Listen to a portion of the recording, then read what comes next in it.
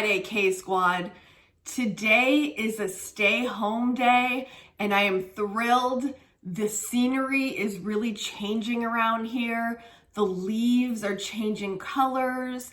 I am cozily in my home and I just couldn't help but feel so grateful for a day off, and I wanted to share that with you. Today's topic is about how you might be happier with less. We're gonna explore how you might save money, time, and your energy with less. Less commitments and less stuff. Less can actually equate to less stress, less anxiety, and more time and more happiness. When I started practicing frugal living and minimalism, things really changed for me. I really like the concept of having less on my schedule, less physical clutter. I'm going to share a before and after with you today that has been life-changing for me and Kaden in our home, less mental clutter. And when you do all those things, you have less responsibilities, less things to take care of, less things that you're responsible for cleaning and maintaining. The average US household contains 300,000 items. Does that sound like a lot to you or not really? We all get 24 hours in a day. I want to be spending those 24 hours doing the things that matter to me. And when you sometimes choose less, sometimes less is the answer. Think about how much time we spend cleaning, searching for things that we don't remember where we put it, doing things you hate with people you don't even like. Instead, would you rather spend your time with those that you love the most? Instead, would you rather take the precious time in your day to do the things that make your soul sing? Sometimes the answer is subtracting, not adding. My downstairs has been a disaster zone for months. I took out all the stuff out of my closet in an attempt to clear out the things that I no longer wanted, needed, or loved. And what ended up happening was I got it all out there and it all of a sudden felt really overwhelming and daunting. And the truth of the matter is, if you would have just probably taken those boxes out of my house without me looking through them, I probably wouldn't have missed much of it. When I was actually going through each box and each detail, I thought, wow, this is too much stuff, and it's stuff I don't really care about, stuff I don't value. What a waste. What a waste of my energy going through all of this again. What a waste of my time. And what a waste of my space, filling spaces in my house with things that I don't care about.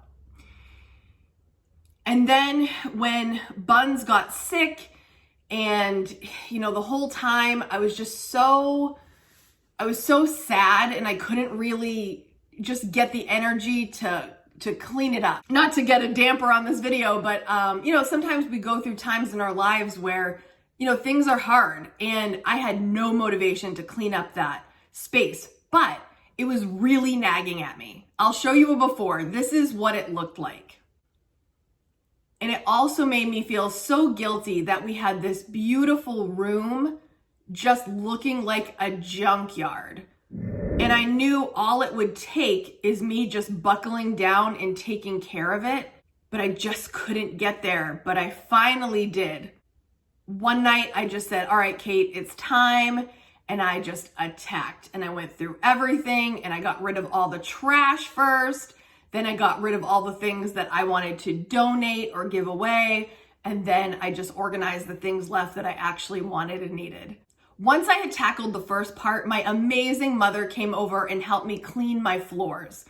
My mom is one of those people who, she just gets things, and she knew I needed that extra person there to help motivate me, keep me focused, and get it done. And Mom, I cannot thank you enough.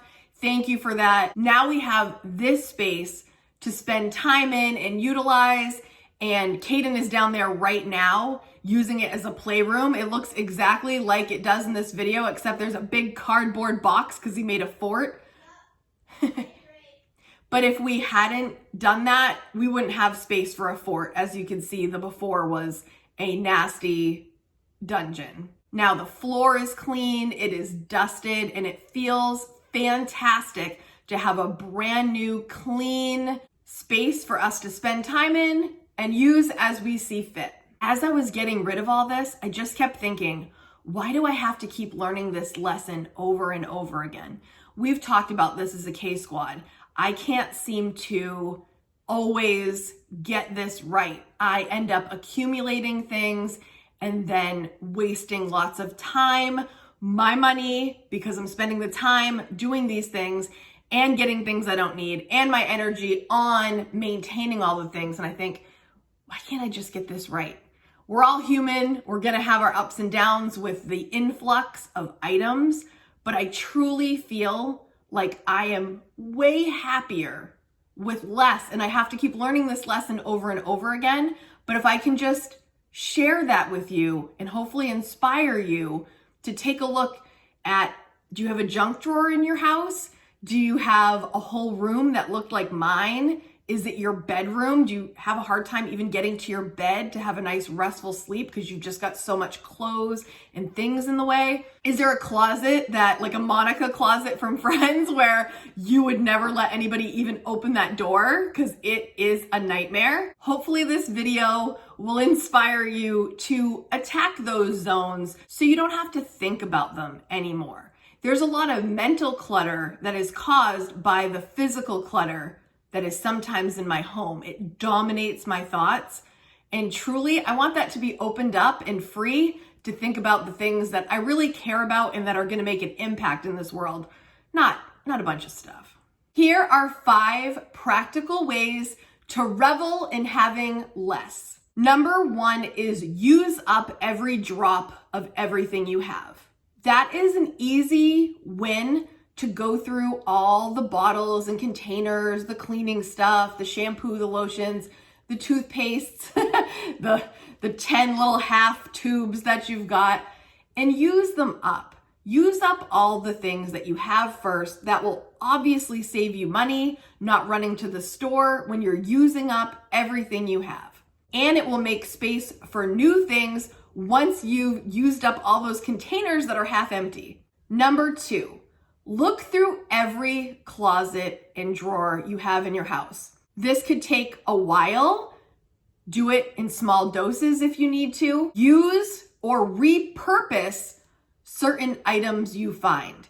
Discard all the things that have no use to you, that bring you no excitement, and they're just there. Discard those things. But the things that you actually could use, can you repurpose a piece of clothing in a different way, style it differently? Can you repurpose an old box or a piece of furniture for somewhere else in your house that could be of use? Take a look at it, see what you can do. Number 3, capitalize on what you actually love. Not just what sounds or looks cool and trendy. What do you actually love having in your house? And what do you actually love spending your time doing? It might sound so cool to tell everyone that you read a book, but you hate reading. That's not my case. I love reading, but you know what I'm saying? Or it might sound so cool that I hiked this prestigious mountain that everybody says is so hard and complicated. I don't want to go hiking. I don't want to spend my time doing that. Even if I got to the top and I did a great job, I'm not doing that just so it looks good to other people. You get what I'm saying, right? There's a lot of things that other people think is cool, but you find no value in. Don't spend your time doing that, trying to impress other people. Do what you love. Capitalize on what you love and disregard what anybody else thinks is cool. Number 4, reduce social media to your favorites that align with your goals. So say right now, you are into minimalism, you're into frugal living. Make sure that your subscription box for YouTube is filled with people that are aligning with your goals and that are inspiring you to do the things that you're looking to do. Don't have people that have super shopping hauls and that are going to be tempting to make you do things that you're really not reaching for at this time. Cull it down to the accounts that are in alignment with what you are trying to do right now, and eliminate the rest, even for a short period of time while you're after these things. Less, in this case, could be way more. Number 5, take the time to feel the gratitude for all that you have. Sometimes I'll be watching a movie or a really great show, and maybe something really bad happens, and I think, oh, all I want is the loved ones in my life. All I want is to spend time with my family. All I want is to have some time with my friends, and all I care about. And then life goes on and you kind of get distracted again with the stuff.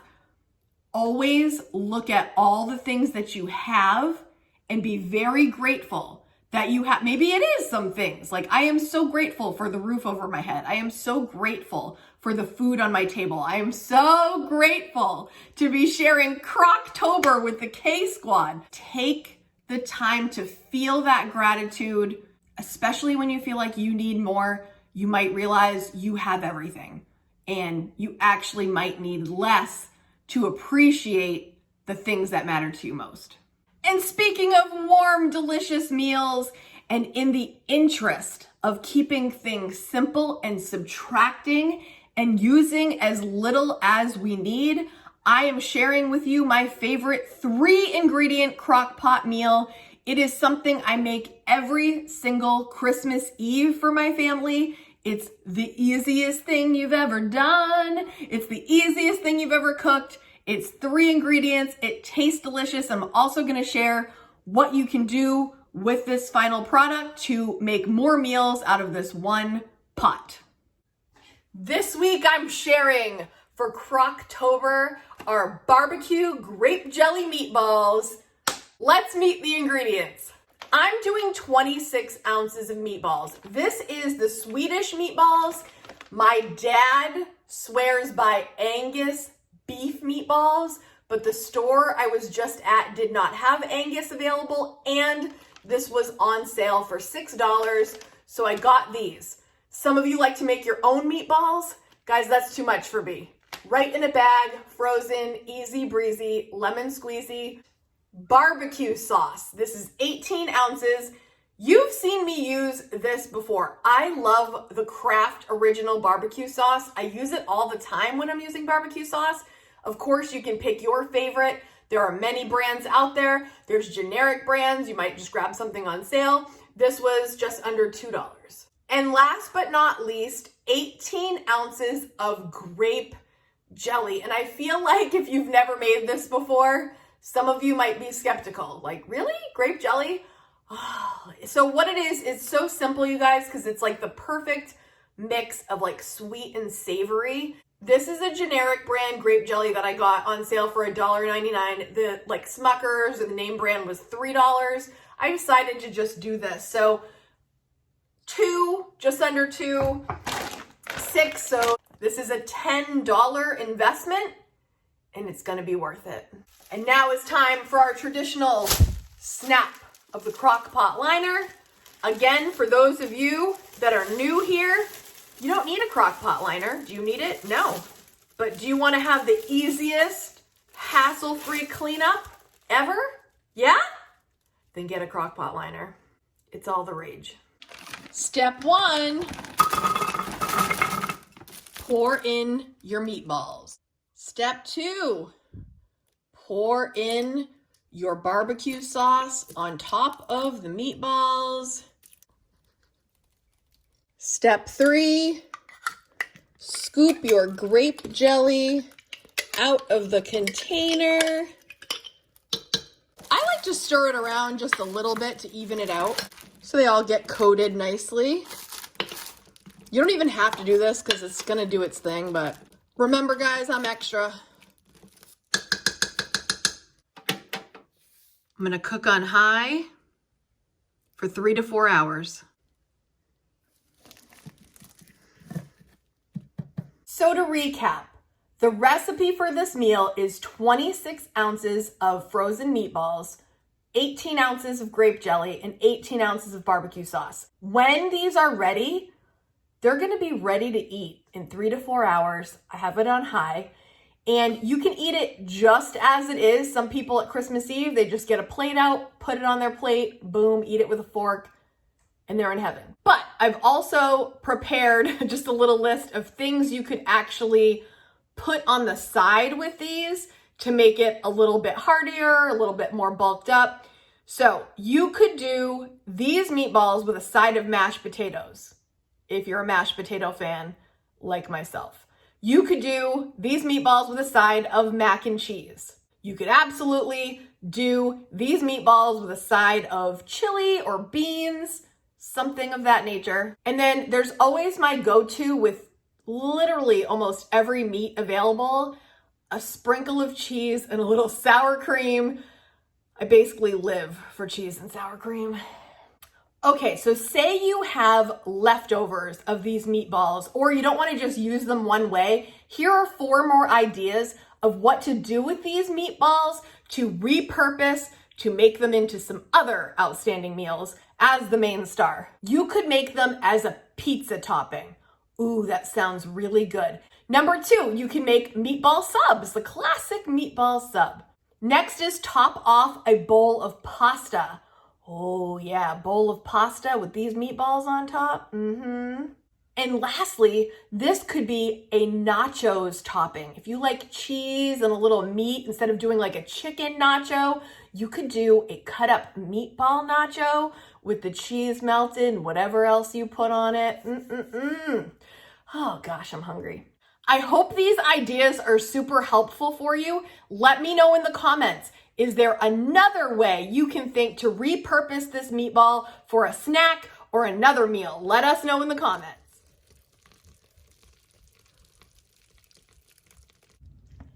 The moment of truth.